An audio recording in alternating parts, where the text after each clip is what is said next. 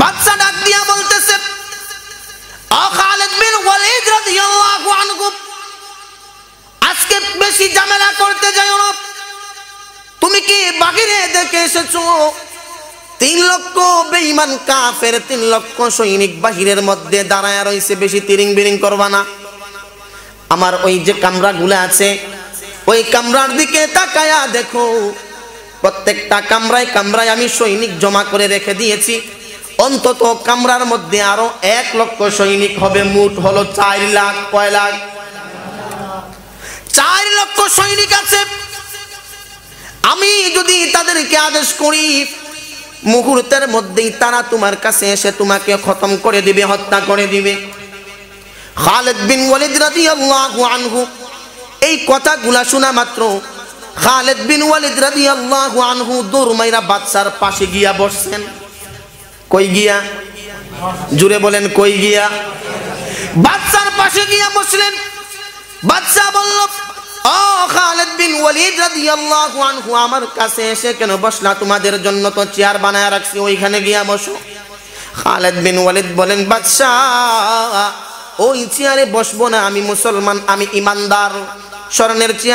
স্বর্ণের চেয়ারে বসা নিষেধ আছে, ওইখানে আমি বসতে পারবো না, তোমার কাছে এসে বসেছি। বাদশা বলতেছে, ও খালিদ বিন ওয়ালিদ রাদিয়াল্লাহু আনহু, তুমি কি চাও? তোমাকে আজকে ডেকেছি সন্ধি করার জন্য, বেশি তিরিং বিরিং করলে এখানেই খতম করে দিব। খালিদ বিন ওয়ালিদ বললেন, বাদশা রে, তোর কাছে কেন এসে বসলাম তুই কি বুঝতে পারছো আমার মতলব? কি মতলব তোমার? তোমার যে 4 লাখ বাহিনী আছে, হেরারে যদি ডাক মারো, এই তাড়াতাড়ি আইসা খালিদ বিন ওয়ালিদের মাথা দেহ থেকে আলাদা করে দে, তারা তো দৌড়াইয়া আইতে আইতে আমার কাছে কিছু সময় লাগতো না? সময় লাগবে কি না? কিন্তু আমি তো তোর কাছে আছি, হেরা আমার কাছে আইতে আইতে আমারে মারতে মারতে তোর মাথা যাইব, এজন্য তোর কাছে আইসা বসছি। বাদশা কই, ওরে বাবা রে বাবা, এটা কঠিন মাল রে। এই সূরার মধ্যে আল্লাহ রাব্বুল আলামিন কসম খেয়েছেন, শপথ করেছেন। আমরা যখন কাউকে কোনো কথা বিশ্বাস করাইতে চাই, আমাদের কথার সত্যায়ন করতে চাই, তাসদীক করি, তখন আমরা বিভিন্ন সময় কসম করি। মার কসম করি, বাবার কসম খাই, সন্তানের কসম খাই, স্ত্রীর কসম খাই। অর্থাৎ এক এক সময় আমরা এক এক জিনিসের কসম খাই। আল্লাহর নাম ছাড়া কোনো গায়রুল্লাহর নামে কসম খাওয়া জায়েজ নাই। কেউ যদি কসম খায়, মার কসম, বাবার কসম, স্ত্রীর কসম, সন্তানের কসম, অর্থাৎ আল্লাহ ছাড়া গায়রুল্লাহর নামে যদি কসম করে, ওইটা কসমই হয় না, জায়েজ নাই। কসম করতে হলে কার নামে কসম করতে হবে? সবাই জোরে একটু কথা বলবেন, পারবেন নি? কসম করলে কার নামে করব? আল্লাহর নামে। আমরা তো আমাদের কথার তাসদীক করার জন্য, কথাটাকে আরো একটু গ্রহণযোগ্যতা দেওয়ার জন্য আমরা কসম করি। যেমন আমি কসম কইরা কই, ভাই আমার কথা বিশ্বাস কর, আমি আমার মার কসম কইরা কইতেছি, আমি আমার বাবার কসম করে বলতেছি, আমার স্ত্রীর কসম করে বলতেছি, সন্তানের কসম করে বলতেছি, আমার কথা তুই বিশ্বাস কর। আমাদের কথা বিশ্বাস করানোর জন্য আমরা কসম করি। কিন্তু আল্লাহ রাব্বুল আলামিন উনি সাধারণভাবে যদি কোনো কথা বলেন, যারা তাওহীদে বিশ্বাসী, আল্লাহকে বিশ্বাস করে, পরকালকে বিশ্বাস করে, মুসলমান যারা, মুমিন যারা, আল্লাহ রাব্বুল আলামিন সাধারণভাবেও যদি কোনো কথা বলেন, ওই কথা মেনে নেওয়া, গ্রহণ করা প্রত্যেকটা মুমিন মুসলমানের উপর ফরজ হয়ে যায়। ঠিক না বেঠিক? আল্লাহর তো কসম করা লাগে না। আল্লাহর কি কসম কইরা বুঝাইতে হবে যে আমি কসম কইরা বলতেছি আমার এই কথা মানো? কসম করতে হবে? কসম করা লাগবে না। আল্লাহর কথা, আল্লাহর বাক্য, এটা কসমের প্রয়োজন হয় না। যখনই আল্লাহ যেই কথা বলবেন ওই কথা মেনে নেয়া, গ্রহণ করা প্রত্যেকটা মুমিন এবং মুসলমানের উপর ফরজ। কথা ঠিক না বেঠিক? তো এখানে এই সূরার মধ্যে আল্লাহ কসম কেন খাইলেন? বোঝা গেল কসম খাইয়া আল্লাহ পরে যেই কথা বলবেন, পরে যেই আলোচনা করবেন, ওই আলোচনাটা অনেক কঠিন। ওই আলোচনায় আল্লাহ তাআলা ভয়াবহ কিছু কথা আনবেন। এজন্য আল্লাহ পাক রব্বুল আলামিন তাকিদের জন্য, দৃঢ়তার জন্য আল্লাহ তাআলা কসম করেছেন, আমাদের দৃষ্টি আকর্ষণের জন্য। আল্লাহ রব্বুল আলামিন বলেন, ওয়াল আসরি ইন্নাল ইনসানা লাফি খুসর। আল্লাহ কসম করেছেন ওয়াল আসর, সময়ের শপথ। এখানে সময় দ্বারা, আসর দ্বারা মুফাসসিরিনে কেরাম বিভিন্ন ব্যাখ্যা করেছেন। হযরতে হাসান বসরি রহমতুল্লাহি আলাইহি উনি বলেন, আসর শব্দের দ্বারা আল্লাহ তাআলা বুঝাইছেন দ্বিপ্রহর থেকে শুরু করে দিবারাত্রি, এই সময়টাকে আসর বলা হয়। কোন কোন মুফাসসিরিনে কেরাম নির্ধারিত একটা সময়কে বুঝাইছেন। কেউ কেউ বলেন আসর দ্বারা আসরের সময়কেই আল্লাহ উদ্দেশ্য করেছেন। আমরা বুঝলাম আসর দ্বারা আল্লাহ আসর বুঝাইছেন, একটা সময় বুঝাইছেন এবং ওই সময়ের কসম করেছেন ওয়াল আসর। তারপরে বলতেছেন ইন্নাল ইনসানা লাফি খুসর। আল্লাহ রাব্বুল আলামিন বলেন দুনিয়ার সমস্ত মানুষ ক্ষতির মধ্যে আছে। কিসের মধ্যে আছে? সবাই জুড়ে বলেন, কিসের মধ্যে আছে? ক্ষতির মধ্যে আছে। আপনারা যদি আমার সাথে কথা বলেন তো কি হয়? কথা বললে, শ্রোতারা যদি কথা বলে তাহলে আলোচকের আগ্রহ বাড়ে। কি বাড়ে? আপনি যদি কারো সাথে কথা বলেন, গল্প করেন, সে যদি আপনার কথার ঠিকঠাক মতো উত্তর না দেয়, তার কথায় সে মজা পাবে না। আর যদি প্রতিপক্ষ, তার সামনে যে আছে মুখাতব, সে যদি কথার উত্তর ঠিকঠাক মতো দেয়, তাইলে খতিব যিনি কথা বলে, উনার কথা বলতে সুবিধা, কথা বলতে মজা আসে, কথায় আগ্রহ বাড়ে। ঠিক না বেঠিক? কথা বলতে রাজি আছেননি সবাই? আল্লাহ রাব্বুল আলামিন বলতেছেন ইন্নাল ইনসানা লাফি খুসর, দুনিয়ার সমস্ত মানুষ ক্ষতির মধ্যে আছে, অর্থাৎ দুনিয়ার সমস্ত মানুষ জাহান্নামী। আল্লাহ যদি বলে দুনিয়ার সব মানুষ জাহান্নামী, তাইলে কেউ কি নিজের ক্ষমতা দিয়া জান্নাতে ঢুকতে পারবে? জোরে বলেন, ঢুকতে পারবে? দুনিয়ার কোনো মানুষ তার নিজের আমল দিয়া জান্নাতে ঢুকতে পারবে? আল্লাহ যদি দয়া না কইরা জান্নাতে দেয়, তাইলে আমার পক্ষে আমার আমল দিয়া, যতই আমল থাকুক, আমার আমল দিয়া কখনোই জান্নাতে ঢোকা সম্ভব হবে? আল্লাহর রহমত লাগবে। আল্লাহ যদি দিতে চায় তাইলে দিবে, নিজের ইচ্ছা মতো, নিজের বাহাদুরিতে, ক্ষমতা দিয়া জান্নাতে ঢোকা সম্ভব হবে? তো আল্লাহ রাব্বুল আলামিন বলতেছেন ইন্নাল ইনসানা লাফি খুসর, দুনিয়ার সমস্ত মানুষ জাহান্নামী। এখন আপনি যদি চিন্তা করেন, আল্লাহ যখন জানায়া দিয়েছেন দুনিয়ার সব মানুষ জাহান্নামী, তাইলে এখন নেক কাজ কইরা, আমল কইরা, নামাজ পড়া, রোজা রাখা, তাহাজ্জুদ পড়া, নফল পড়া, সদকা কইরা কি লাভ? আল্লাহ যেহেতু বলে দিয়েছেন দুনিয়ার সব মানুষ জাহান্নামী, আল্লাহর কথা তো মিথ্যা হবে না। যেহেতু আল্লাহ পরিষ্কার কোরআনে জানায়া দিয়েছেন দুনিয়ার সমস্ত মানুষ জাহান্নামী, অতএব আজকের থেকে আর নামাজেরও দরকার নাই, রোজারও দরকার নাই, নফল সদকারও দরকার নাই। বিষয় কি এমন? কথা কোন এমন?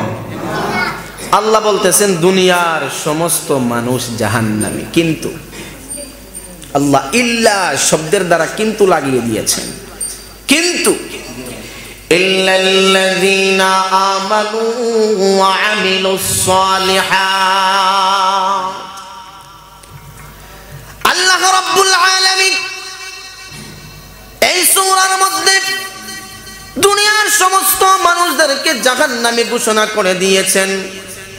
এখন আপনি যদি মনে করেন আল্লাহ তো জাহান্নামে ঘোষণা করে দিয়েছেন, আজকের থেকে আর নামাজ পড়ে লাভ নাই, রোজা রেখে লাভ নাই, নেক কাজ করে লাভ নাই, চলো রে ভাই আজকের থেকে আর কোনো নেকের কাজ করব না, বাড়িতে নাকে তেল দিয়া গিয়া ঘুমায়া যায়। আল্লাহ রাব্বুল আলামিন দুনিয়ার সমস্ত মানুষকে জাহান্নামে ঘোষণা করে দিয়েছেন, কিন্তু আল্লাহ রাব্বুল আলামিন ইল্লা শব্দের দ্বারা এখানে ব্রেক দিছেন, কিন্তু শব্দ লাগায়া দিছেন, কিন্তু ওই সমস্ত মানুষ ছাড়া ইল্লাল্লাযীনা আমানু ওয়া আমিলুস সালিহাত, যারা ঈমান আনবে এবং নেক আমল করবে, ওই সমস্ত মানুষ ছাড়া দুনিয়ার সমস্ত মানুষ জাহান্নামী। যারা ঈমান আনবে এবং নেক আমল করবে তারা ছাড়া বাকিরা কি জাহান্নাম। এখন আপনারা বলেন, এখানে যারা আপনারা উপস্থিত হয়েছেন, বসেছেন, আপনারা ঈমানদার না বেঈমান? এত আসতে বললেন, জোরে কোন না, ঈমানদার না বেঈমান? আমরা সবাই ঈমানদার, কালেমা পড়েছি, আল্লাহকে বিশ্বাস করেছি, আল্লাহর হাবিবকে বিশ্বাস করেছি, আখিরাতকে বিশ্বাস করেছি, আলমে বারজাখকে আমরা বিশ্বাস করে আমরা ঈমানদার হয়েছি, ঠিক না বেঠিক? অতএব আল্লাহ যেই প্রথম গুণের কথা আলোচনা করেছেন, আল্লাযীনা আমানু, যারা ঈমানদার হবে তারা ছাড়া। আমরা তো মুমিন, আমরা তো ঈমানদার। আল্লাহ রাব্বুল আলামিন কোরআনের ভিন্ন জায়গায় আমাদেরকে ওয়াজ করতেছেন, নসিহত করতেছেন, ইয়া আইয়ুহাল্লাযীনা আমানু আমিনু বিল্লাহ। আল্লাহ ঈমানদারদেরকে ওয়াজ করে, ও ঈমানদাররা তোমরা আল্লাহর উপর ঈমান আনো। কার উপর? জোরে বলতে হবে, কার উপর? আল্লাহর উপর। আমরা তো ঈমানদার, আল্লাহ আমাদেরকে ঈমানদার শব্দ ব্যবহার করে, ঈমানদার শব্দ চয়ন করে মুমিন হিসাবে ডেকে আবার আমাদেরকে বলতেছেন, হে মুমিনেরা তোমরা আল্লাহর উপর ঈমান আনো। এটা কেমন হইল? আমরা তো ঈমানদার, মুমিন। মুমিনই যদি হয়ে থাকি তাইলে আবার আমাদেরকে কেন বলা হচ্ছে আল্লাহর উপর ঈমান আনো? বোঝা গেল আমাদের ঈমান মজবুত না, আমাদের ঈমানে বেজাল আছে। কি আছে? বেজাল আছে। এজন্য আল্লাহ তাআলা মুমিনদেরকে ঈমান আনার জন্য আহ্বান করতেছেন। যারা খাঁটি মুমিন হবে, খাঁটি মুমিন যে হবে সে দুনিয়ার কোনো কিছুকে ভয় করবে না একমাত্র আল্লাহ ছাড়া। দুনিয়ার কোনো কামানকে, কোনো বিমানকে সে ভয় করবে না, দুনিয়ার কোনো তাগুত শক্তিকে সে ভয় করবে না। মুমিন যদি ভয় করে একমাত্র আল্লাহকে ভয় করবে, ঠিক না বেঠিক? কেউ কি মুমিন ভয় করতে পারে না, কারণ সব কিছুর ক্ষমতার ঊর্ধ্বে দুনিয়ার আপনি যত ক্ষমতা দেখেন, যত ক্ষমতা দুনিয়ায় আছে, সমস্ত ক্ষমতার চাইতেও বড় ক্ষমতাবান কে? জোরে বলেন কে? আল্লাহ। আল্লাহর ক্ষমতার সামনে দুনিয়ার কোনো ক্ষমতা টিকবে? টিকবে না, এক মুহূর্ত টিকবে না। বর্তমানে যারা ক্ষমতাবান, প্রভাবশালী, এদের ক্ষমতা তো তুচ্ছ। ফেরাউন কত বড় ক্ষমতাবান ছিল, জীবনে অসুস্থ হয় নাই, সর্দি হয় নাই, জ্বর হয় নাই। এমন কি ফেরাউনকে আল্লাহ এমন ক্ষমতা দিয়েছিলেন, নীল নদীর পানিকে যদি ফেরাউন বলতো, ও নীল নদীর পানি তুমি থেমে যাও, সঙ্গে সঙ্গে নীল নদীর পানি থেমে যেত। যদি বলতেন নীল নদীর পানি তুমি আবার চলতে থাকো, নীল নদীর পানি আবার চলতে থাকতো। আল্লাহ রব্বুল আলামিন ফেরাউনকে এত ক্ষমতা দিয়েছিলেন, এত দাপট দিয়েছিলেন। দাপট পাওয়ার পর আল্লাহর সাথে বিদ্রোহ করেছে, আল্লাহর ক্ষমতার বিরুদ্ধে গিয়েছে। বরং আল্লাহর ক্ষমতাকে মেনে নিবে, আল্লাহকে রব হিসাবে মেনে নিবে, সেটা না করে নিজেকে সে খুদাই দাবি করেছে। যার ফলশ্রুতিতে কি হয়েছে, এত বড় ক্ষমতাসীন হওয়ার পরেও, এত বড় প্রভাবশালী হওয়ার পরেও ওই ফেরাউন কি চিরদিন দুনিয়াতে টিকে থাকতে পেরেছে? টিকে থাকতে পারে নাই।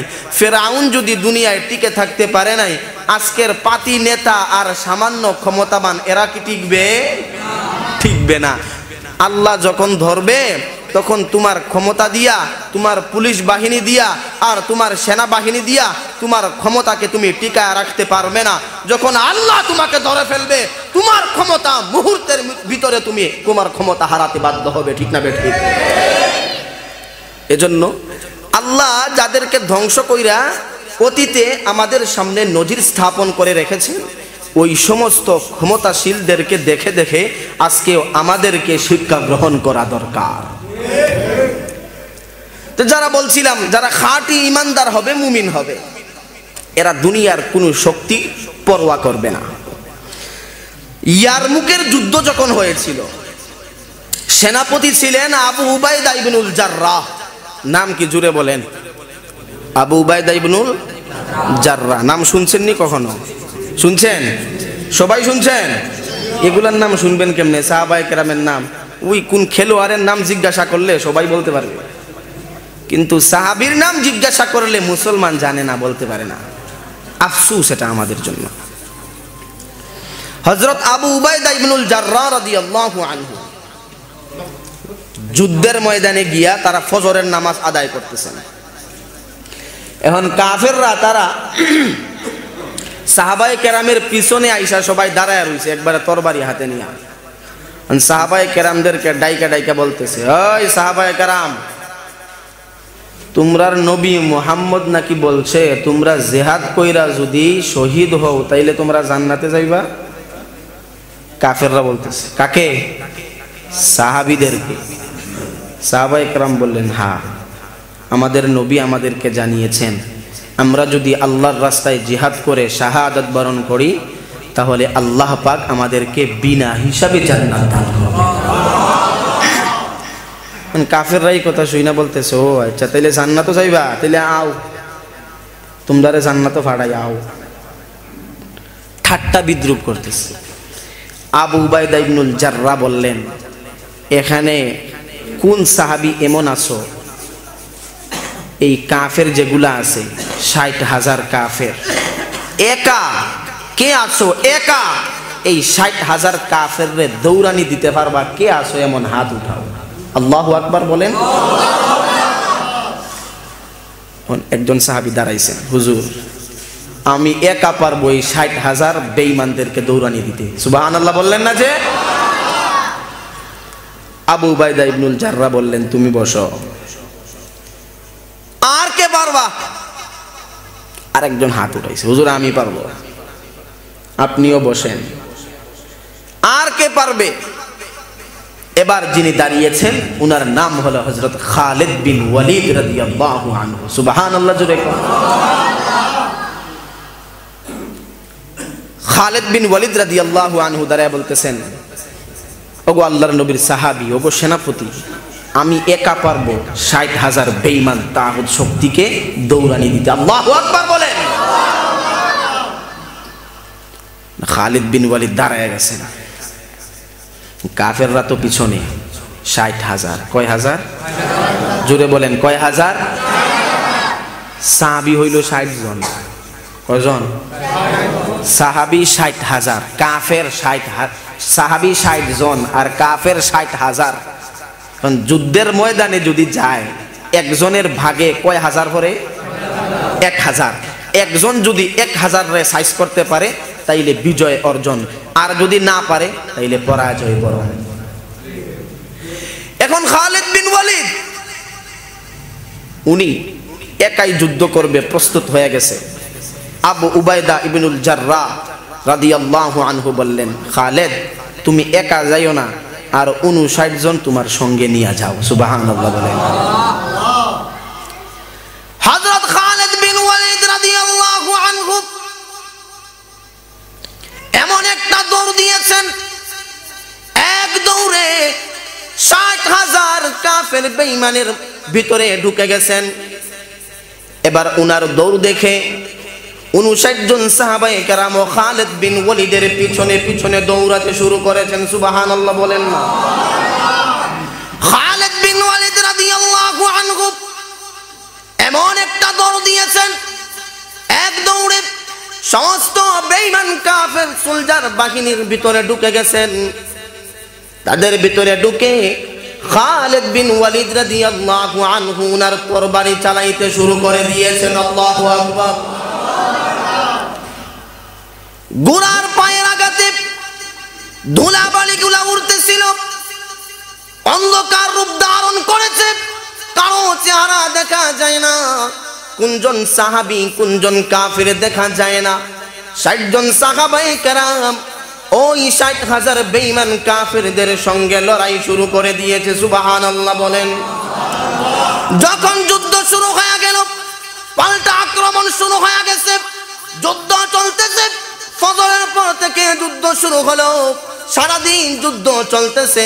হযরত আবু উবাইদা ইবনুল জাররাহ যখন বিকাল হয়ে গেছে, আবু উবাইদা ইবনুল জাররাহ এবার যুদ্ধের ময়দানে গিয়া দেখেন, একটু দেখি কোন সাহাবী আজকে শহীদ হয়েছে, কতজন ইন্তেকাল করেছে।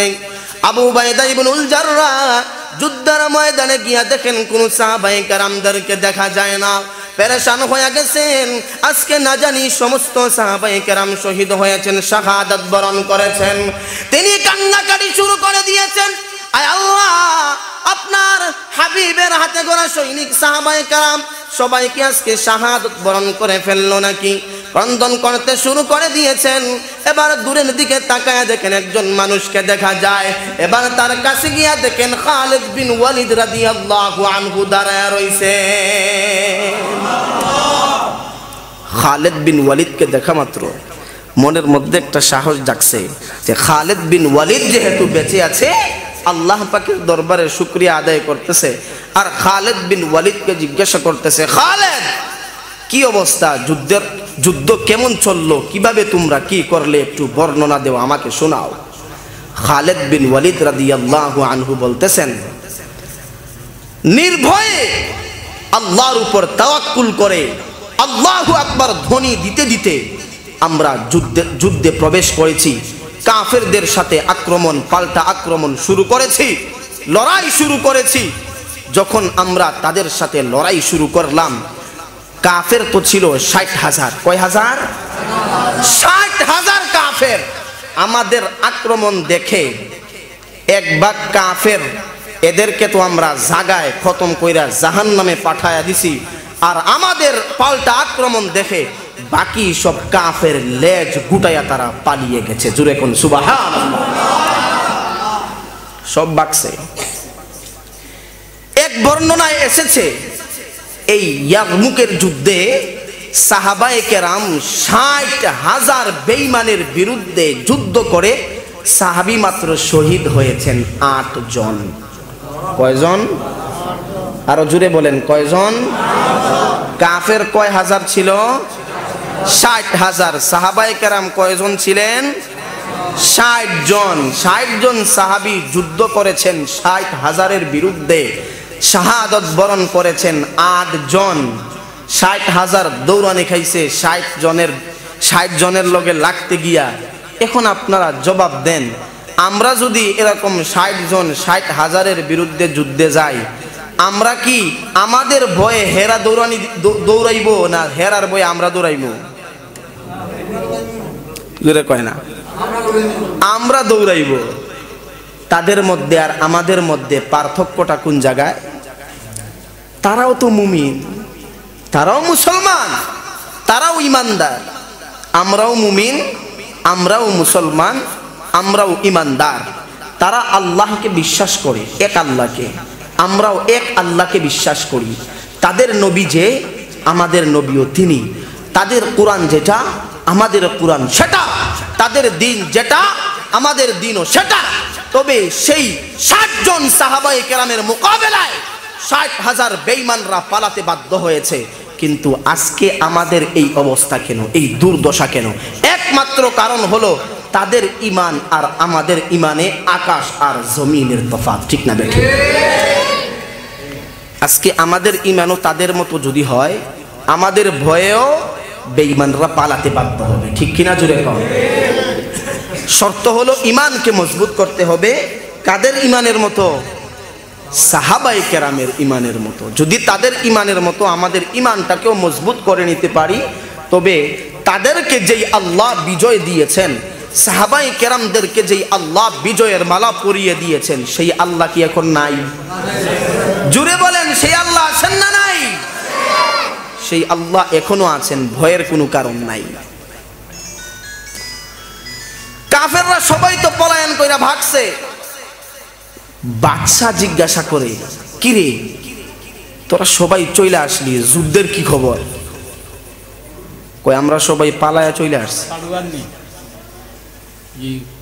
তোরারে খাওয়াইয়া কোনো লাভ নাই। এই যে তোরারে আমি পালি, আমার টাকা পয়সা ব্যয় করি, তোরারে খাওয়াইয়া লাভ কি? তোরা মাত্র 60 জনের বিরুদ্ধে যুদ্ধ করতে পারিস না, তোদেরকে খাওয়াইয়া লাভ নাই তো আমার। এখন একজন কর্মী উঠা বলে, বাদশা বেশি ফটর ফটর কইরেন না, আমনে গিয়া দেখেন। কেন, কি হইছে? তাদের কি অস্ত্র খুব বেশি? তারা কি খুব প্রশিক্ষণ প্রাপ্ত? সংখ্যায়ও কি খুব বেশি? না, সংখ্যায়ও আমরা বেশি, অস্ত্র আমরার বেশি, শক্তিও আমরার বেশি, সব দিকে আমরা উন্নত। ওই সব দিকে যদি আমরা উন্নত হই, তাইলে তারাই না দৌড় দেওয়ার কথা, তোরা দৌড় দেশ খেলে গিয়া। এবার একজন কর্মী ওইটা বলতেছে বাদশাকে, বাদশা যখন আমরা যুদ্ধে লেগে গেলাম, যখন আক্রমণ শুরু হয়ে গেছে, আমাদের একজনের হাতে এক তলোয়ার, বিপরীতমুখী সাহাবায়ে কেরাম তাদের একজনের হাতে এক তলোয়ার। মুহাম্মাদের সৈনিক খালিদ বিন ওয়ালিদ, সে যখন তার তরবারি আল্লাহু আকবার ধ্বনি দিয়া উপরে উঠায় আক্রমণের জন্য, আমরা তাকায়া দেখি হাত তো মাত্র একটা, তলোয়ারও একটা। উপরে যখন উঠায় তলোয়ার একটা, হাত একটা, যখন ওই এক তলোয়ার নিচের দিকে আমাদের উপর আক্রমণের জন্য নামায়, তখন আমরা তাকায়া দেখি এক তলোয়ার নামে না, 60,000 তলোয়ার আমাদের উপর নামতেছে। একজনের তলোয়ার যদি 60,000 হয়, তা আমরা দৌড়ানি দিব না, কি বয়ে থাকবো? এজন্য আমরা পালায়া চলে আসছি। এখন বাদশা বলতেছে, বুঝছি, তাইলে এদেরকে ষড়যন্ত্রের জালে আটকাইয়া এদেরকে মারতে হবে, নাইলে মারার আর কোনো সিস্টেম নাই। দুজনরে পাঠায়া দিছে, যা তোরা গিয়া খালিদ বিন ওয়ালিদকে বলবি আমরা তাদের সাথে সন্ধি করতে চাই, সমঝোতা করতে চাই, মিলেমিশে থাকতে চাই। দুইজন গেছে, গিয়া দেখতেছে খালিদ বিন ওয়ালিদ এবং আবু উবাইদা ইবনুল জাররাহ দুজন বসে গল্প গুজব করতেছে। গিয়াই খালিদ বিন ওয়ালিদকে বলতেছেন, খালিদ আমাদের বাদশা খবর দিছে তুমি বাদশার সাথে সাক্ষাৎ করতে। কেন? বাদশা বলেছে তোমাদের সাথে নাকি সন্ধি করবে, আর যুদ্ধ নাই, লড়াই নাই, তোমাদের সাথে এখন সন্ধি হবে। এই কথা শোনা মাত্র পাশে বসা আবু উবাইদা ইবনুল জাররাহ, তিনি এই কথা শুনা তিনি বলতেছেন, তোরার বাদশার মতলব বালানা রে। মতলব বালানা মানে? খালিদ বিন ওয়ালিদ বলতেছেন, আপনি বুঝলেন কেমনে এর মতলব বালানা? আমি হইলাম সেনাপতি, আর খালিদ বিন ওয়ালিদ একজন কর্মী। বাদশা যদি কথা বলতে হয় সেনাপতির সাথে কথা বলবে, নেতায় নেতার সাথে কথা বলে। নেতায় যদি কর্মীর সাথে কথা বলতে চায়, আরেক নেতা থুইয়া বুঝা যাইব মতলব খারাপ। ঠিক না ঠিক? জুড়ে বলেন। তো খালিদ বিন ওয়ালিদ সে হলো কর্মী, আর আবু উবাইদা ইবনুল জাররাহ সেনাপতি। সেনাপতি রাইখা কর্মীর সাথে কথা বলতে চায়, এটা অনায়াসই বোঝা যায় বাদশার মতলব খারাপ। খালিদ বিন ওয়ালিদ বলতেছেন, হুজুর আল্লাহর নবীর সুন্নত হলো সন্ধি করা, মিলেমিশে থাকা। আমি বাদশার সাথে সাক্ষাৎ করব, এর দ্বারা যদি তাদের সাথে আমাদের সন্ধি হয়ে যায়, তাহলে তো মুসলমানরা শান্তিতে বসবাস করতে পারবে, আর লড়াই হবে না। আমি যাব বাদশার সাথে সাক্ষাৎ করতে। আবু উবাইদা ইবনুল জাররাহ বললেন, আপনি যাবেন, আপনাকে আমি বাধা দিব না, কিন্তু আপনার সাথে আরো 99 জন নিয়ে যান, কারণ এরা বড় খারাপ, কখন কি হয় বলা যায় না। ছুটছেন 99 জন সাথে নিয়ে, 19 কয়জন? 100। যেই মাত্র বাদশার প্রাসাদের সামনে গিয়া দাঁড়াইছেন, বাদশাহ একটা গেট বানায় রাখছে, এমন এক গেট যেই গেটে দিয়া প্রবেশ করতে হইলে মাথা নিচু কইরা প্রবেশ করা লাগে। কি নিচু কইরা? মাথা নিচু করে। এখন খালিদ বিন ওয়ালিদ বলতেছেন, এই তোরার গেট এত নিচা কেন? মাথা নোয়াইয়া তোমরার গেটে দিয়া ডুববার লাগিয়া নিচা কইরা বানাইছো। মুসলমান কোনোদিন আল্লাহ ছাড়া কোনো গায়রুল্লাহর সামনে মাথা নত করতে পারে না, ঠিক না? গেট বাং, নাহলে তোরার গেটে দিয়া ঢুকবো না। কয় কি গেট বাংতা? বাদশা চেঁচামেচি শুনে আসছে, কি হইছে? কয় খালেদ আসছে, সে বলতেছে গেট ভাঙার জন্য, সে নাকি এই গেট দিয়া ঢুকবে না। এবার বাদশা ডাক দিয়া কয়, ওই খালেদ, আশেপাশে তাকায়া দেখ, আমার সাম্রাজ্যের, আমার প্রাসাদের, আমার বিল্ডিং এর চতুর্পার্শ্বে 3 লক্ষ সেনাবাহিনী, 3 লক্ষ সৈনিক দাঁড়ায় রয়েছে। বেশি তিরিং বিরিং করবা, 3 লক্ষ টুকরা তোমারে করবো আজকে। নাউজুবিল্লাহ বললেন না যে? খালিদ বিন ওয়ালিদ বললেন, আমারে ভয় দেখাস? তোর 60,000 তো দৌড়ে চলে আসছে, তুই আমারে ভয় দেখাস? গেট ভাঙ, নাইলে তোর গেটে দিয়া ঢুকবো না। বাদশাহ চিন্তা করে দেখলো এর লোকে ঝামেলা করে লাভ নাই, গেট ভাঙ। গেট ভাঙছে, তারপরে খালিদ বিন ওয়ালিদ রাদিয়াল্লাহু আনহু ওই গেটে দিয়া প্রবেশ করেছেন। আল্লাহু আকবার বলেন। যখন বাদশাহ রুমে গিয়া ঢুকছেন, খালিদ বিন ওয়ালিদ তাকায়া দেখেন বাদশাহ স্বর্ণের চেয়ার বানায় রাখছে খালিদ বিন ওয়ালিদ বসার জন্য। কিসের চেয়ার? জোরে বলেন, কিসের চেয়ার? স্বর্ণের চেয়ার। স্বর্ণের চেয়ার দেখা মাত্র উনি লাইটানি শুরু করছে স্বর্ণের চেয়ারের উপরে। কারণ উনার সাথে তো আরো আছে 99 জন আছে না? এখন নেতায় যা করে কর্মীরা তো তাই করবো। উনি চেয়ারের মধ্যে লাইটানি শুরু করছে, কর্মীরা উনার দেখা দেখি তারাও লাইটানি শুরু করছে। বাদশা বলতেছে, কি রে তোমরা লাইটটাও কে? খালিদ বিন ওয়ালিদ রাদিয়াল্লাহু আনহু বাদশা ডাক দিয়া বলতেছে, খালিদ বিন ওয়ালিদ রাদিয়াল্লাহু আনহু, আজকে বেশি ঝামেলা করতে যাও না। তুমি কি বাহিরে দেখে এসেছো 3 লক্ষ বেঈমান কাফের, 3 লক্ষ সৈনিক বাহিরের মধ্যে দাঁড়ায় রয়েছে, বেশি তিরিং বিরিং করবা না। আমার ওই যে কামরাগুলো আছে, ওই কামরার দিকে তাকায়া দেখো, প্রত্যেকটা কামরায় কামরায় আমি সৈনিক জমা করে রেখে দিয়েছি। অন্তত কামরার মধ্যে আরো 1 লক্ষ সৈনিক হবে, মোট হলো 4 লাখ। কয় লাখ? 4 লক্ষ সৈনিক আছে। আমি যদি তাদেরকে আদেশ করি, মুহূর্তের মধ্যেই তারা তোমার কাছে এসে তোমাকে খতম করে দিবে, হত্যা করে দিবে। খালিদ বিন ওয়ালিদ রাদিয়াল্লাহু আনহু এই কথাগুলা শোনা মাত্র খালিদ বিন ওয়ালিদ রাদিয়াল্লাহু আনহু দৌড় মাইরা বাদশার পাশে গিয়া বসছেন। কই গিয়া? জুড়ে বলেন, কই গিয়া? বাদশার পাশে গিয়া বসলেন। বাদশা বলল, ও খালিদ বিন ওয়ালিদ রাদিয়াল্লাহু আনহু, আমার কাছে এসে কেন বসলা? তোমাদের জন্য তো চেয়ার বানায় রাখছি, ওইখানে গিয়া বসো। খালিদ বিন ওয়ালিদ বলেন, বাদশাহ ওই চেয়ারে বসবো না, আমি মুসলমান, আমি ইমানদার। স্বর্ণের চেয়ারে বসা নিষেধ আছে, ওইখানে আমি বসতে পারবো না, তোমার কাছে এসে বসেছি। বাদশা বলতেছে, ও খালিদ বিন ওয়ালিদ রাদিয়াল্লাহু আনহু, তুমি কি চাও? তোমাকে আজকে ডেকেছি সন্ধি করার জন্য, বেশি তিরিং বিরিং করলে এখানেই খতম করে দিব।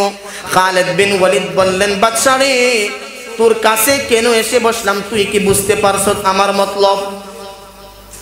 কি মতলব তোমার? তোমার যে 4 লাখ বাহিনী আছে, হেরারে যদি ডাক মারো, এই তাড়াতাড়ি আইসা খালিদ বিন ওয়ালিদের মাথা দেহ থেকে আলাদা করে দে, তারা তো দৌড়াইয়া আইতে আইতে আমার কাছে কিছু সময় লাগতো না? সময় লাগবে কিনা? কিন্তু আমি তো তোর কাছে আছি, হেরা আমার কাছে আইতে আইতে আমারে মারতে মারতে তোর মাথা যাইব, এজন্য তোর কাছে আইসা বসছি। বাদশা কই, ওরে বাবা রে বাবা, তো কঠিন মাল রে। সন্ধি আর ঝামেলা নাই তোদের সাথে। খালিদ বিন ওয়ালিদ বললেন, সন্ধি যদি করতে চাও প্রথম সন্ধি হলো পড়ে নাও লা ইলাহা ইল্লাল্লাহু মুহাম্মাদুর রাসূলুল্লাহ। প্রথম সন্ধি হলো তুমি আল্লাহর নবীর উপর ঈমান এনে নাও, এটাই হবে তোমাদের সাথে আমাদের সন্ধি। আল্লাহু আকবার। বাচ্চা কয় তুমি কি জোর করে আমারে মুমিন বানাইতে চাও? কয় না, জোর করে বানাইতে চাই না। ইসলাম আমাদেরকে এই শিক্ষা দেয় নাই যে জোর করে কাউকে আমরা মুসলমান বানিয়ে ফেলবো। তো তুমি তো জোরই করতেছো। যদি তুমি ঈমান না আনো তবে আমাদের এই রাষ্ট্রে থাকতে হলে তোমাকে ট্যাক্স দিতে হবে। কি জোরে কোন? কি ট্যাক্স? বাদশাহ কয় তোমরারে যদি আমি ট্যাক্স দেই তাহলে মান ইজ্জত থাকে কই? বাদশা মানুষ, আমি ট্যাক্স দিলে তো ইজ্জত থাকে না। এত বড় শানদার বাদশা আমি, ও ট্যাক্স দিতে পারবো না। ট্যাক্স যদি দিতে না পারো তাইলে তোমাদের সাথে কোনো সন্ধি নাই। সন্ধি একটাই, তোমার কল্লা দেহ থেকে আলাদা করে দেওয়া। সুবহানাল্লাহ জোরে। দেখেন খালিদ বিন ওয়ালিদ রাদিয়াল্লাহু আনহু, তার ঈমান কত মজবুত, আল্লাহর উপর বিশ্বাস তার কত মজবুত। ব্যক্তিমাত্র একজন, সৈন্য বাহিনী আছে 4 লাখ, দিলে কোনো ভয় নাই।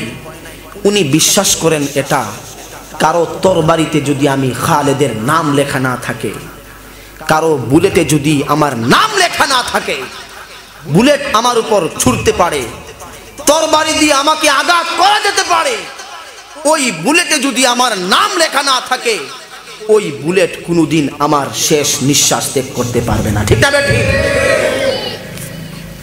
তারা ছিল মুমিন, মুসলমান, খাঁটি ইমানদার। আর আজকে আমাদের ইমানের অবস্থা কি? আমাদের ইমানের অবস্থা কি? 500 টাকার নোট একটা মসজিদের সামনে ফালায়া দেখেন, ইমানের অবস্থা কি? আমাদের ইমান কতটুকু জানেন? রাস্তায় হাঁটার সময় যদি 10 টাকার নোট পাই, মসজিদে দিয়া দেও। যদি 50 টাকা পাই, কিছুটা মুসরামুসরি শুরু হয়ে যায়। 50 টাকা মোটামুটি এত কমও না, মানলাম, এটাও দিয়া দিলাম মসজিদে। যদি 500 টাকার নোট পাই, কি অবস্থা রইব? চতুর্দিকে ছায়া দেখবো, কেউ আসেনি, কেউ দেখলো নি আমারে। যদি দেখে, কেউ তো আমারে দেখে নাই, আস্তে কইরা ওই 500 টাকার নোটটা কি করব? পকেটে ঢুকিয়ে দিব। এই হলো আমাদের ইমান। আমাদের ইমান বিক্রি হয়ে যায় 500 টাকার কাছে। দেখেন না, নির্বাচন আসলে আমরা এমন কঠিন এক পাবলিক, যখন নির্বাচন আসে প্রার্থী তো থাকে 3 জন 4 জন 5 জন, থাকে না? সবার কাছ থেকে খাই। আজকে আমরা সরকারকে গালি দেই, চেয়ারম্যানকে গালি দেই, মেম্বারকে গালি দেই, এমপিকে গালি দেই, মন্ত্রীকে গালি দেই। কেন কেন গালি দেই? যখন রাস্তা দিয়া হাঁটি, রাস্তা দিয়া গাড়ি নিয়ে যাই, যে সময় গাড়ি এদিক আর সেদিক করে, গাড়ি খেতের নামাজ পড়ার উপক্রম হয়, তখন আমরা মন্তব্য করি, কমেন্টস করি, বলতে থাকি একজন আরেকজনের সাথে, এই দেশে কি মেম্বার চেয়ারম্যান নাই রে? কই না? বলি কি না? গালি দেই তাদেরকে আমরা। আমালুকুম উম্মালুকুম। গালি কেন দেন আপনি? এটা আপনার দোষ, আপনার অপরাধ। জনগণ যেমন হবে, তাকে যারা পরিচালনা করবে, যারা রাষ্ট্রনায়ক হবে, জনগণের আমল অনুযায়ী আল্লাহ পাক তাদের উপর সেম রাষ্ট্রনায়ক চাপায়া দিবেন। আমালুকুম উম্মালুকুম। এদেরকে গালি দিয়ে লাভ নেই, আগে নিজে ঠিক হন। আমি যদি ঠিক হয়ে যাই তবে তারাও ঠিক হয়ে যাবে। তারা এই যে 5 বছর থাকলো, রাস্তাঘাটের কাম করবে কেমনি? আপনি তো তো ক্ষমতার যাওয়ার আগে খেয়াল আইছেন। এখন যেন কয়েক কোটি টাকা খরচ করে যেন ক্ষমতায় বসলো, তার ওই টাকা তোলা রাখবে না? আপনি যদি আগে না খাইতেন, তারও টাকা খরচ হইতো না। সরকারের পক্ষ থেকে যেগুলো আসতো, সে ঠিকঠাক মতো কাজ করতো। ঠিক না বেঠিক? জুড়ে বলেন। আমরা তাদেরকে দোষ দিই, কোনো লাভ নাই। আমরা আগে ঠিক হওয়া লাগবে। আমরা ঠিক তো তারা ঠিক হবে। বলছিলাম দোস্ত, আল্লাহ রাব্বুল আলামিন ইমানের গুণের কথা আলোচনা করেছেন। ইল্লাল্লাযীনা আমানু ওয়া আমিলুস সালিহাত, এবং যারা নেক আমল করবে। কি আমল? নেক আমল করবে। ঈমানের পরে যারা নেক আমল করবে, এরা ছাড়া বাকি সবাই হলো ক্ষতিতে আছে, বাকি সবাই জাহান্নামী। 3 নাম্বার, আল্লাহ রাব্বুল আলামিন বলেন ওয়া তাওয়াসাউ বিল হক, যারা হক কথা বলবে, হক গোপন করবে না। বর্তমানে দেখেন হক কথা বললে যত ঝামেলা। আমি যদি সঠিক কথা উচ্চারণ করি, মিম্বরে বসে সত্যি কথা বলি, তো আমার চাকরি নাই, ইমামতি নাই। আর যত গুছায়া রাখতে পারি, গোপন রাখতে পারি, সঠিকটা না বলি, আমারে তত বালা ভাই বানছে। বিয়ের মধ্যে গান বাজনা বাজাচ্ছে, কারণ আপনি হুজুরে গিয়া যদি কোন এই গান বাজনা বাজাইও না, মানুষের ঘুমের ক্ষতি হয়, গুনাহ হয়, হে কব এই হুজুরে বিদায় করো তাড়াতাড়ি। ঠিক না বে ঠিক? এই হুজুর আর ভালো না। কেন?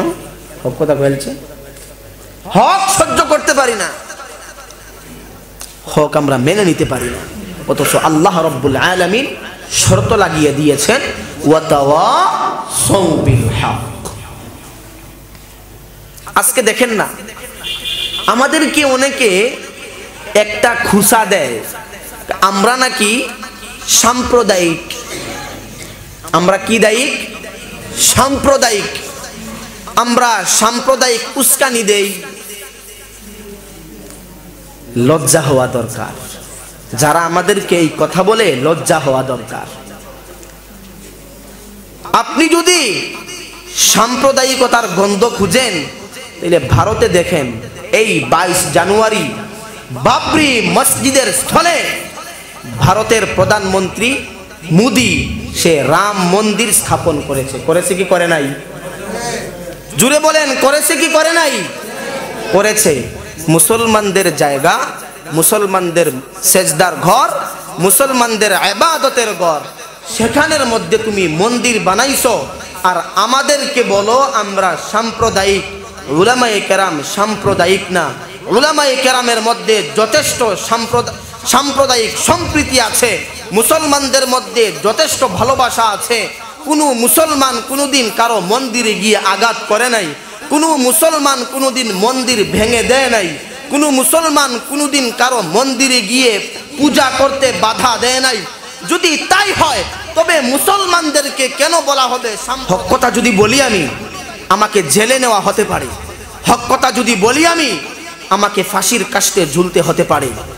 এখন এই সমস্ত অত্যাচারের ভয়ে, নির্যাতনের ভয়ে, মাজলুমিয়াতের ভয়ে আমি যদি হক কথা গোপন করে ফেলি, হক যদি চাপ দিয়ে রাখি, ময়দানে মাহশরে আল্লাহ রাব্বুল আলামিনের কাছে জবাবদেহিতার কাঠগড়ায় দাঁড়িয়ে আমাকে জবাব দিতে হবে। ঠিক না ঠিক? অবশ্যই জবাব দেওয়া লাগবে। আপনারা জানেন পৃথিবীর ইতিহাসে সবচাইতে নরম মানুষ ছিলেন হযরত আবু বকর, এবং হাদিসও আপনারা সবাই পারেন। আল্লাহর রাসূল বলেন, আরহামু উম্মতি বি উম্মতি আবু বকর ওয়া আশাদ্দুহুম ফি আমরিল্লাহি উমর ওয়া আসদাকুহুম হায়াআন উসমান ওয়া আকদাহুম আলী। এই হাদিস শুনছেন নি সবাই? সবাই শুনছেন। আল্লাহর রাসূল সাল্লাল্লাহু আলাইহি ওয়াসাল্লাম এই হাদিসে বলেন, আরহামু উম্মতি বি উম্মতি আবু বকর, আমার উম্মতের মধ্যে সবচাইতে আরহাম, রহম দিলওয়ালা, রাকিকুল কলব ছিলেন হযরত আবু বকর সিদ্দিক রাদিয়াল্লাহু আনহু। মুখস্থ রাখেন এটা, সবচাইতে নরম মানুষকে আবু বকর। হযরত সিদ্দিক আকবর রাদিয়াল্লাহু আনহু এক ইহুদির পাঠশালার দিকে যাচ্ছেন, ওই রাস্তা দিয়ে যাইতেছেন। ওই রাস্তা দিয়ে যাইতেছেন, দেখতেছেন ইহুদি আলেম, সে তার ভক্তদেরকে ওয়াজ করে, নসিহত করে শোনায়। সিদ্দিক আকবর রাদিয়াল্লাহু আনহু ওই ইহুদি পণ্ডিতের পাঠশালায় ঢুকছেন। ওইখানে ঢুকে ওই ইহুদি আলেমকে তিনি দাওয়াত দিতেছেন, তুমি তো ইনজিলের আলেম, তাওরাতের আলেম, তুমি জানো প্রত্যেক জায়গায় জায়গায় আল্লাহ তাআলা কোরআনের নবী, মদিনার নবীর কথা আলোচনা করেছেন, কোরআনের কথা আলোচনা করেছেন, মুহাম্মদের কথা আলোচনা করেছেন। তুমি সব জানো, যদি সব জেনেই থাকো তবে তুমি কেন মুহাম্মদের উপর ঈমান আনছো না? যখন ইহুদি আলেমকে হযরত সিদ্দিক আকবর রাদিয়াল্লাহু আনহু দাওয়াত দিয়া দিলেন, ওই ইহুদি আলেম হযরত সিদ্দিক আকবর রাদিয়াল্লাহু আনহু সম্পর্কে এমন এক বাজে মন্তব্য করে ফেললেন। ওই ইহুদি আলেম বলতেছে, আবু বকর তুমি কোন আল্লাহর উপর ঈমান আনতে বলতেছো, যেই আল্লাহ এতটাই গরিব, মিসকিন, হতদরিদ্র? জুরে কুন্না নাউজুবিল্লাহ। আগেই বলেছি হযরত আবু বকর ইতিহাসের সবচাইতে বিশ্বসেরা আরহাম রাকিকুল কলব, নরম দিলওয়ালা মানুষ। উনার সামনে যখন আল্লাহ সম্পর্কে এমন বাজে মন্তব্য করে ফেললো, আবু বকর আর আরহাম নাই, নরম নাই, ভদ্র নাই। সঙ্গে সঙ্গে হযরত সিদ্দিক আকবর রাদিয়াল্লাহু আনহু ওই ইহুদি আলেমের উপর তার গালে লাগাতার চর দিতে শুরু করলেন। জুরে কোন সুবহানাল্লাহ। এখন ওই ইহুদি আলেম করলো কি, চর থাপ্পড় খাইয়া বিচার লইয়া গেছে নবীজির কাছে। নবীজির কাছে গিয়া বলতেছে, ইয়া রাসূলুল্লাহ, আপনার সাহাবী, আপনার সাথী হযরত আবু বকর আমারে মারছে, আমারে আঘাত করছে। নবীজি বিশ্বাস করেন না। কি কও, আবু বকর তো কাউকে মারতে পারে না, আবু বকর তো কাউকে আঘাত করতে পারে না, আবু বকর তো কাউকে মারার লোক না, আবু বকর তো কারো উপর কারো সাথে তর্ক বিতর্কে লিপ্ত হওয়ার লোক না। আবু বকর মারছে তোমার, এটা কোন ধরনের কথা? তুমি হয়তো ভুল করতেছো নাম বলতে। এই কাম আবু বকর করে নাই, এই কাম করছে উমর। সুবহানাল্লাহ বললেন না? যে কথা বলতেছেন, হঠাৎ করে আবু বকর রাদিয়াল্লাহু আনহু সামনে আইসা উপস্থিত। যার সম্পর্কে অভিযোগ সেই যখন উপস্থিত, উনাকেই জিজ্ঞাসা করলেন, আবু বকর তুমি নাকি তাকে মারছো? আবু বকর বললেন, হ্যাঁ আমি মেরেছি। নবীজি বিশ্বাস করতে চান না, তুমি মারছো? ইয়া রাসূলুল্লাহ, হ্যাঁ আমি মারছি, আমি এই কাম করছি। কিন্তু আমি যে হেরে মারছি, হে কুন্ডা করছে এটাও তো আপনার শোনা দরকার। হে কি করছে? আমি তার পাশ দিয়ে যাচ্ছিলাম, তার পাঠশালার পাশ দিয়ে, তাকে আমি দাওয়াত দিলাম, অযৌক্তিক না দলিল সহকারে তাকে বললাম, তাওরাতে ইনজিলে তো আল্লাহ নবীজির কথা জায়গায় জায়গায় আলোচনা করেছেন, তো আপনি নবীজির ওপর ঈমান কেন আনতেছেন না? যেই মাত্র আমি তাকে বললাম, সে আমাকে উত্তর করলো, আবু বকর তুমি কোন আল্লাহর উপর ঈমান আনার কথা বলতেছো, যে আল্লাহ এতটাই হতদরিদ্র, ফকির, মিসকিন? জুরে কন্যা নাউজুবিল্লাহ। হযরত আবু বকর রাদিয়াল্লাহু আনহু আল্লাহর নবীকে বললেন, ইয়া রাসূলুল্লাহ, ইয়া হাবিবাল্লাহ, আমি তো নরম দিলওয়ালা মানুষ, কারোর সাথে কোনোদিন ঝগড়া করি নাই, বিবাদ করি নাই, কাউকে কোনোদিন গালি দেই নাই, কাউকে মারার প্রশ্নই আসে না। ইয়া রাসূলুল্লাহ, ইয়া হাবিবাল্লাহ, যখন আল্লাহ সম্পর্কে বাজে মন্তব্য করলো, আমি আবু বকর রাদিয়াল্লাহু আনহু নরম দিল হওয়ার পরেও আমার সহ্য হয় নাই। আল্লাহ সম্পর্কে কেউ বাজে মন্তব্য করবে আর আমি তা শ্রবণ করব, হতে পারে না। যখন সে আল্লাহ সম্পর্কে বাজে মন্তব্য করলো, সঙ্গে সঙ্গে আমি তার গালের মধ্যে চপেট আঘাত দিতে শুরু করে দিয়েছি। এখন ওই ইহুদি আলেম বলতেছে, নবীজি আমি তারে এই সমস্ত কোনো কথা বলি নাই, আল্লাহ সম্পর্কে এমন কোনো বাজে মন্তব্যও আমি করি নাই। এখন সাক্ষী তো লাগে। আবু বকর বলতেছে গালি দিছে, সে বলতেছে গালি দেয় নাই। এখন এটা প্রমাণের জন্য সাক্ষী লাগবে কি লাগবে না? সাক্ষী লাগবে। এখন সাক্ষী তো নাই, করবে কি? তৎক্ষণাৎ আল্লাহ রাব্বুল আলামিন জিবরাইল আমিনের মাধ্যমে নবীজির কাছে আয়াত নাজিল করে নবীজিকে জানায়া দিয়েছেন, ইয়া রাসূলুল্লাহ, ইয়া হাবিবাল্লাহ, আমি আল্লাহকে ওই ইহুদি আলেম যেই গালি দিয়েছে ওইটা শুধু আবু বকর একা শুনেছে তা না, আমি আল্লাহও সেটা শুনেছি। লাকাদ সামিআ আল্লাহু কাওলাল্লাযীনা ক্বালু ইন্নাল্লাহা ফাকীরু ওয়া নাহনু আগনিয়া। আল্লাহ রাব্বুল আলামিন বলেন, শুধু আবু বকর শুনে নাই, আমি আল্লাহও শ্রবণ করেছি।